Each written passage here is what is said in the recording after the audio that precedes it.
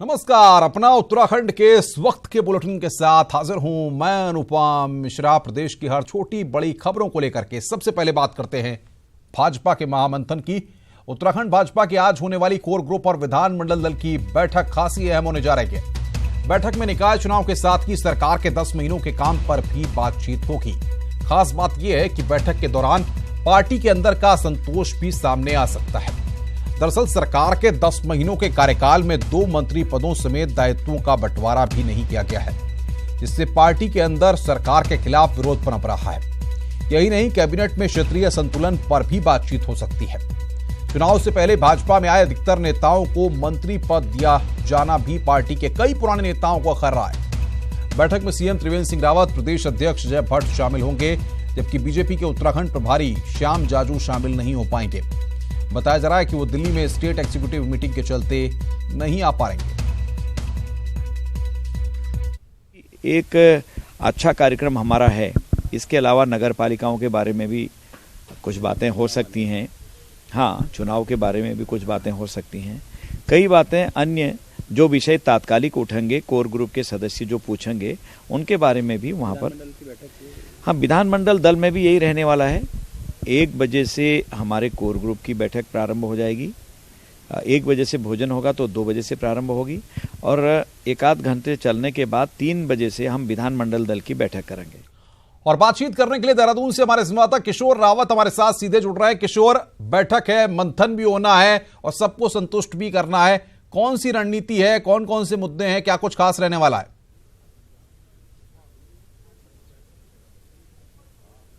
देखिए, जो आज बैठक होनी है बीजेपी में, दो बैठक होंगी। एक तो बीजेपी कोर ग्रुप की बैठक है और दूसरी विधानमंडल की जो बैठक है, जिसमें 57 विधायक है, जो प्रचंड बहुमत मिला था। उसके बाद जो विधायक मौजूद है उनकी बैठक होनी है। दोनों जो बैठकें होनी है, दोनों बैठकों में यही चीज़ है कि सरकार और संगठन में किस तरह से सामंजस्य स्थापित करना है, किस तरीके से संगठन को मजबूत करना है और आगे की, क्योंकि सबसे मेन जो है, क्योंकि त्रिवेंद्र रावत सरकार के लिए जो सेमीफाइनल माना जा रहा है ये, क्योंकि 19 का चुनाव, 19 से पहले नगर निकाय के चुनाव है, तो जाहिर सी बात है कि बीजेपी जरूर कि उत्तर प्रदेश की तरह, जैसे उत्तर प्रदेश चुनाव जीती थी उस तरीके से जीतना चाहती है और उत्तराखंड में भी वही चीज दोहराना चाहती है। खास बात यह रहेगी कि बीजेपी के पास जो प्रचंड बहुमत आया है, क्योंकि उम्मीदें ज्यादा हो गई है अब लोगों को, और 57 सीटें हैं और ऐसे में 57 सीटें जब जीतती है तो ज्यादा जिम्मेवारी आ जाती है। और 10 महीने के शासनकाल का रिपोर्ट कार्ड मांगा जाएगा, सभी मंत्रियों के बारे में पूछा जाएगा कि इस तरीके से काम हो रहा है। विधायकों से राय ली जाएगी कि कौन सा मंत्री किस तरीके से काम कर रहा है और आपको सरकार में और किस तरीके से पारदर्शिता और किस तरीके से विकास के काम होने उनको पुनः, क्योंकि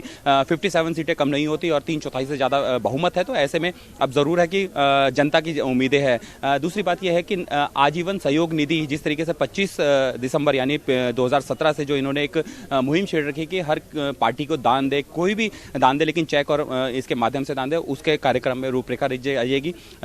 नगर निकाय चुनाव है, चूंकि काफी महत्वपूर्ण माना जा रहा है और 8 नगर निगम और तमाम जो नगर निकाय चुनाव है और सरकार ने जो सीमा विस्तार किया है उसमें क्या राय ली जाएगी और जो सीमा विस्तार किया है उसमें किस तरीके से पार्टी को मदद मिलने वाली है। और पार्टी जरूर, जाहिर सी बात है कि पार्टी अपने तरीके से पूरी तरह से रणनीति बनाई है, तो तमाम बड़े नेता यहाँ पे मौजूद है और जो आज मंथन होना है, काफी लंबा चौड़ा मंथन है, बैठकें होनी है। बिल्कुल किशोर, नजर बना के रखिए, आगे भी हम आपसे अपडेट लेंगे। किशोर रावत हमारे संवाददाता लगातार हमारे साथ बने हुए थे, जो विस्तार से चीजों को बता रहे हैं कि किस किस चीज पर मंथन होना है और क्या कुछ इस बैठक से निकलकर सामने आ सकता है।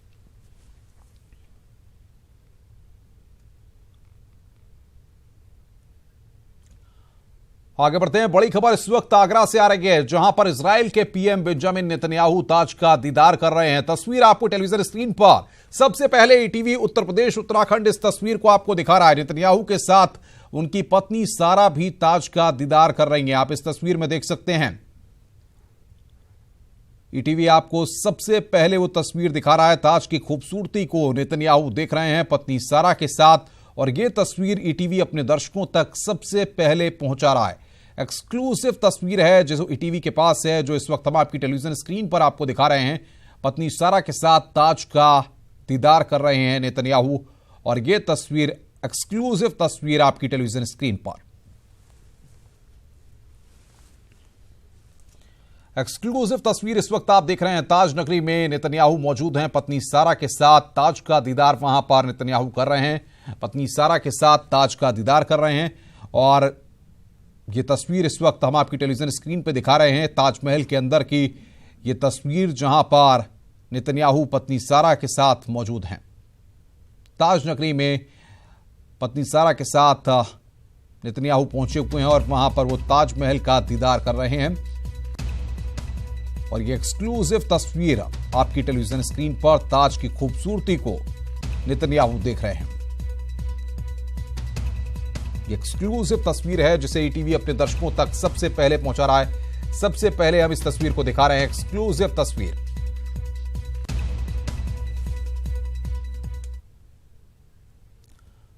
बुलेटिन में अब बात करते हैं मंत्रिमंडल विस्तार की अटकलों की।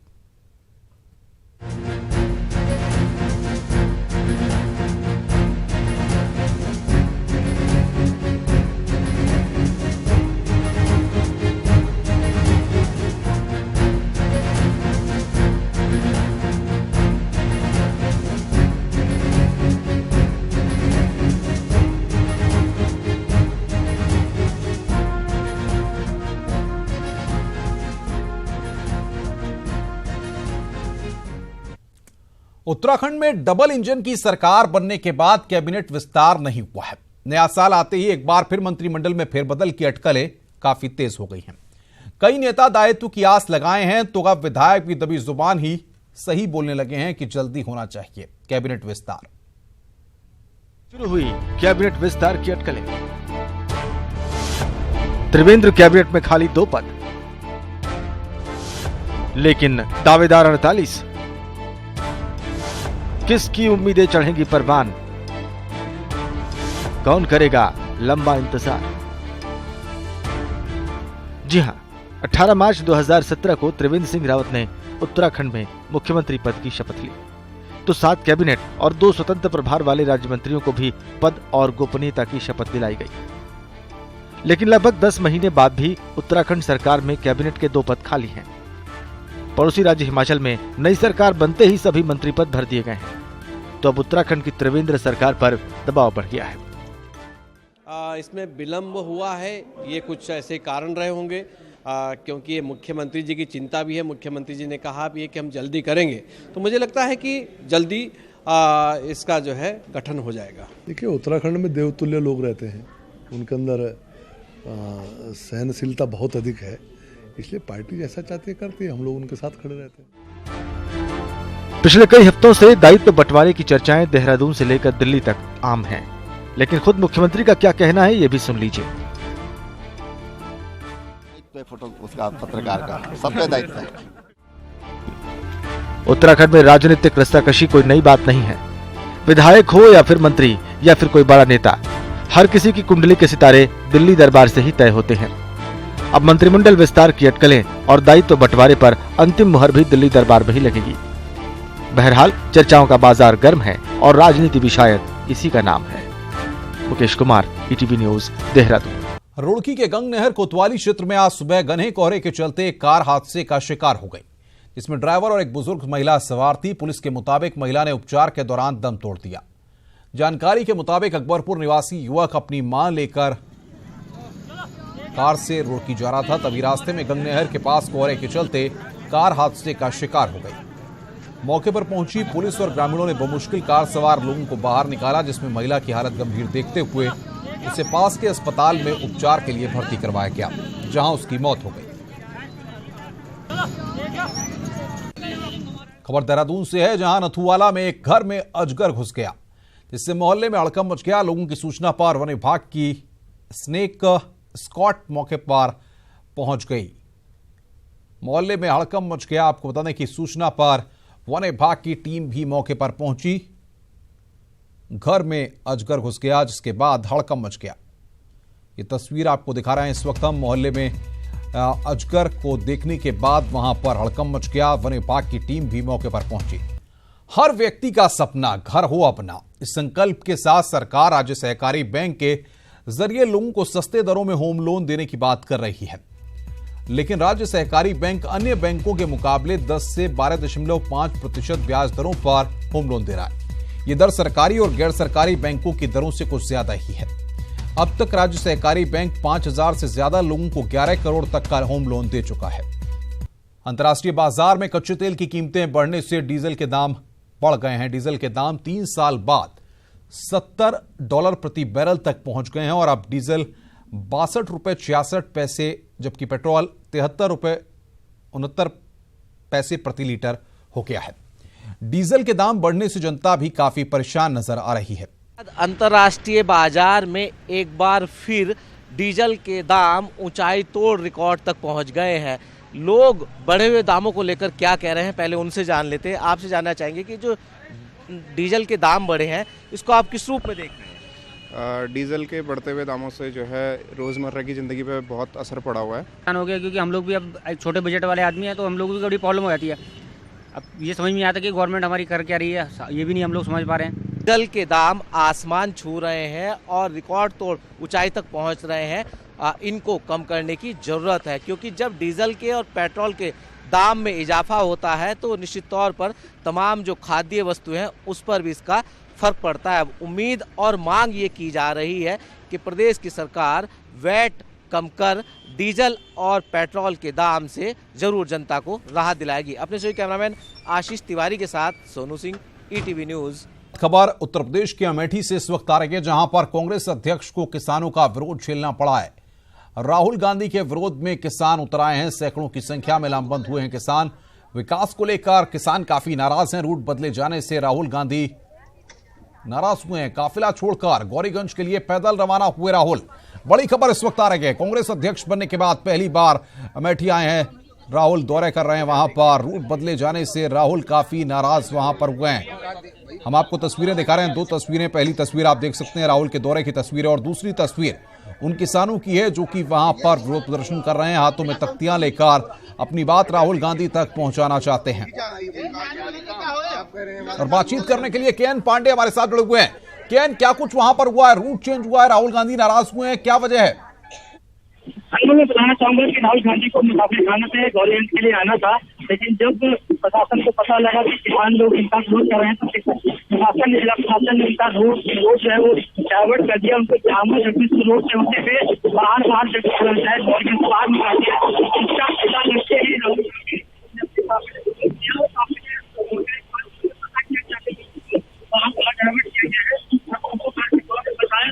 गया है। केएन की आवाज हम तक ठीक ढंग से नहीं आ पा रही है, वहां पर काफी भीड़ है और जिसकी वजह से बातचीत नहीं हो पा रही है। बहरहाल जितना वो बता रहे थे वो हम आपको बता रहे हैं कि वहां पर रूट चेंज किया गया है प्रशासन के द्वारा और उसके बाद वहां पर राहुल गांधी नाराज हुए हैं। जो उनका पहले से रूट था, उस रास्ते से उनको जाना था, उसको एंड टाइम पर चेंज किया गया है क्योंकि किसान वहां पर विरोध प्रदर्शन कर रहे हैं और इसको देखते हुए प्रशासनिक अमले ने एक कदम वहां पर उठाया है और इसको लेकर के राहुल गांधी नाराज हुए हैं।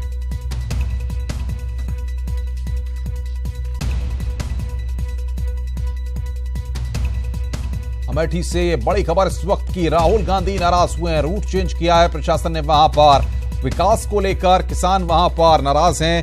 हाथों में तख्तियां लेकर वहां पर प्रदर्शन कर रहे हैं किसान और इसी को लेकर प्रशासनिक अमले ने राहुल गांधी के रूट को डाइवर्ट किया है, चेंज किया है और जिसके चलते वहां पर राहुल गांधी खासे नाराज हुए हैं।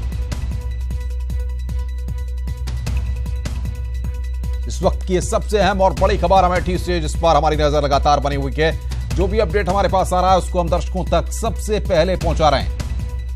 अमेठी से इस वक्त की ये बड़ी खबर, बिग ब्रेकिंग है इस वक्त की, जिसको हम बता रहे हैं आपको। बातचीत करने के लिए केएन पांडे हमारे साथ जुड़े हुए हैं। केएन, क्या स्थिति वहां पर बनी हुई है? जी इनको मैं आपको बताना चाहूँगा, राहुल गांधी पैदल ही वहाँ पे इनको डाइवर्ट कर दिया गया था। इनको गौरीगंज जाना था लेकिन जामो जगदीशपुर होते हुए रास्ते से इनको बाहर निकाल दिया गया था गौरीगंज के, जिसको पता होते ही ये काफी भी नाराज हुए, इनके समर्थक भी नाराज हुए। इन्होंने अपनी गाड़ी की काफिले को छोड़ दिया और पैदल ये गौरीगंज जो मार्केट है उसकी तरफ निकले। बाद में इनकी गाड़ी का काफिला भी आ चुका है। हजारों की संख्या में यहाँ पर लोग हैं और लोगों ने जो है नारेबाजी की है सरकार के खिलाफ और हवाई धमकी के चलते में राहुल गांधी के कार्यक्रम को असफल करने की कोशिश की है।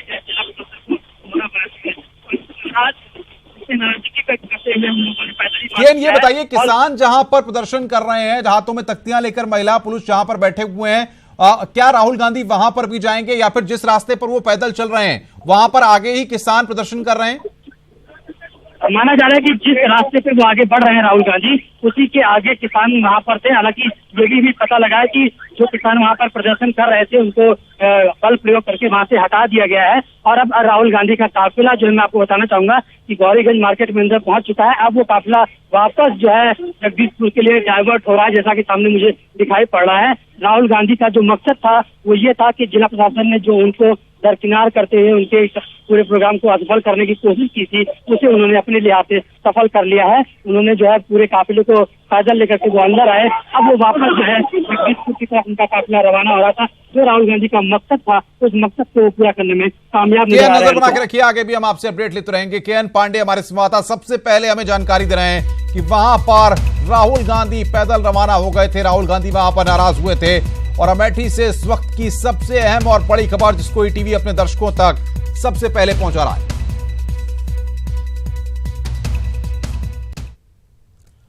खबर उत्तराखंड से है। उत्तरकाशी माघ मेले में दुकानों की कालाबाजारी का काम रुकने का नाम नहीं ले रहा है।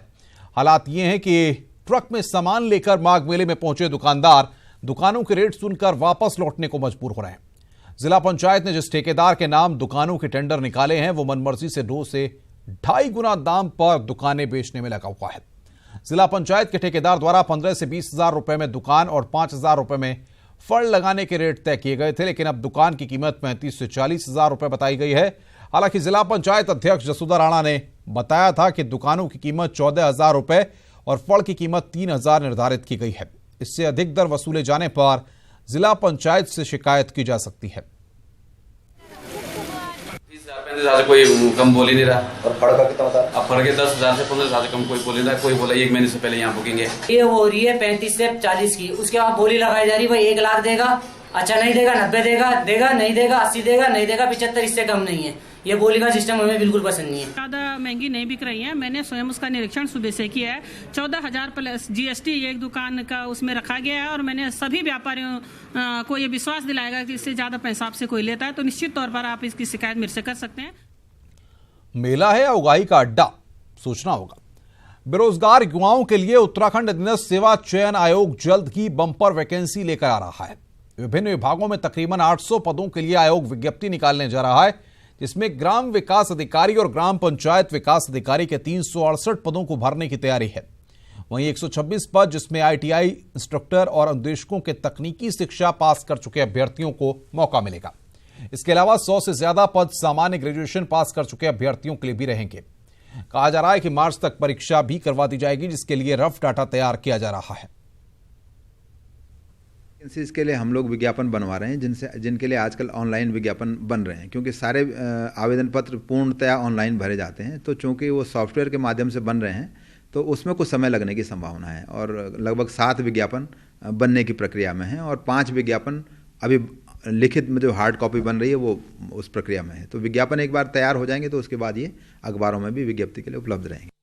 देश की त्रिवेंद्र सरकार देवभूमि के टैक्सी चालकों को टूरिस्ट गाइड बनाने जा रही है, जिसके लिए सरकार स्किल डेवलपमेंट और सेवा नियोजन विभाग जल्द ही प्रदेश के होनहार वाहन चालकों को टूरिस्ट गाइड बनाने के लिए ट्रेनिंग देगी। स्किल डेवलपमेंट प्रभारी अपर सचिव डॉक्टर पंकज कुमार पांडे ने बताया है कि पहले चरण में सूबे के 1000 टैक्सी चालकों को टूरिस्ट गाइड की ट्रेनिंग दी जाएगी। इन सभी को इंग्लिश के साथ ही बंगाली और गुजराती समेत 4 क्षेत्रीय बोली भी सिखाई जाएंगी। लोकल ट्रेडिशंस, स्टेट के बारे में, जो चारधाम रूट पे चलते हैं उसको चारधाम के बारे में, जो इम्पोर्टेंट लोकेशंस हैं उसके बारे में, अच्छे रेस्टोरेंट्स के बारे में, होटल्स के बारे में, ये सब इन्फॉर्मेशन देंगे। साथ में हम उनको हार्ड कॉपी में मैप और सारी चीज़ें, सारे ब्रोशर वगैरह देंगे। उनको एक हम लोग यूनिफॉर्म भी देने पे एक अभी डिस्कशन चल रहा है कि हम उनको कुछ ऐसा यूनिफॉर्म डिज़ाइन करके देंगे जिससे वो आइडेंटिफाई किया जा सके कि ये ट्रेंड ड्राइवर हैं जिनको ड्राइविंग के साथ साथ गाइड की भी ट्रेनिंग मिली हुई है, और जो टूरिस्ट आते हैं वो उनको देख के उनको इमीडिएटली हायर कर सकते हैं।